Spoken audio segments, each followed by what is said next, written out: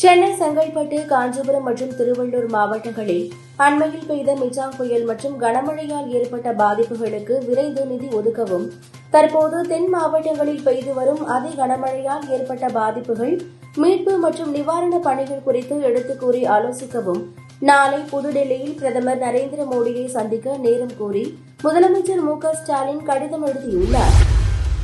நெல்லை, தூத்துக்குடி, தென்காசி, கன்னியாகுமரி மாவட்டங்களில் அதி கனமழை பெய்வதற்கான ரெட் அலர்ட் எச்சரிக்கையை வானிலை ஆய்வு மையம் விடுத்துள்ளது.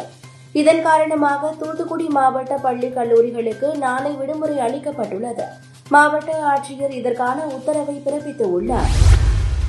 பாராளுமன்ற பாதுகாப்பு குறைபாடு தொடர்பாக இரு அவைகளிலும் எதிர்க்கட்சியினர் கடந்த வாரம் அமளியில் ஈடுபட்டனர். இதனால் இரு அவைகளும் ஒத்திவைக்கப்பட்டது. 2 தினங்களுக்கு பிறகு பாராளுமன்றம் இன்று கூடியதும் எதிர்க்கட்சி எம்பிக்கள் மீண்டும் அமளியில் ஈடுபட்டனர். இதையடுத்து திமுக மற்றும் காங்கிரஸ் எம்பிக்களை நடப்பு கூட்டத்தொடர் முழுவதும் சஸ்பெண்ட் செய்து மக்களவை சபாநாயகர் உத்தரவிட்டுள்ளார்.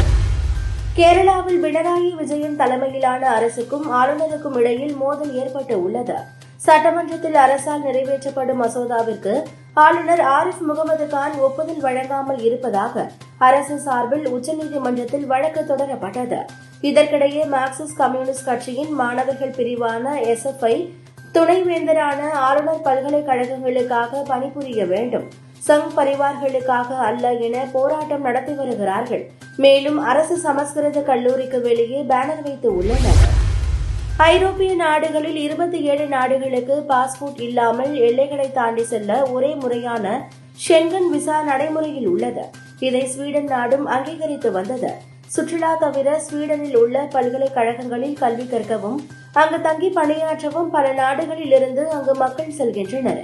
ஆனால் தற்போது ஸ்வீடன் அரசாங்கம் தங்கள் நாட்டில் குடிபுக நினைக்கும் அனைத்து அயல் நாட்டினருக்கும் புதிய சட்டத்திட்டங்களை வகுக்க உள்ளது.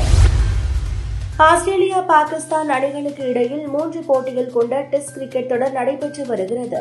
பெர்த்தில் நடைபெற்ற முதல் டெஸ்டில் பாகிஸ்தான் 360 ரன்கள் வித்தியாசத்தில் தோல்வியை சந்தித்தது. இருந்தபோதிலும் ஆஸ்திரேலியாவை ஆஸ்திரேலிய மண்ணில் பாகிஸ்தான் அணியால் வீழ்த்த முடியும் என அந்த அணியின் டைரக்டர் முகமது ஹபீஸ் தெரிவித்துள்ளார்.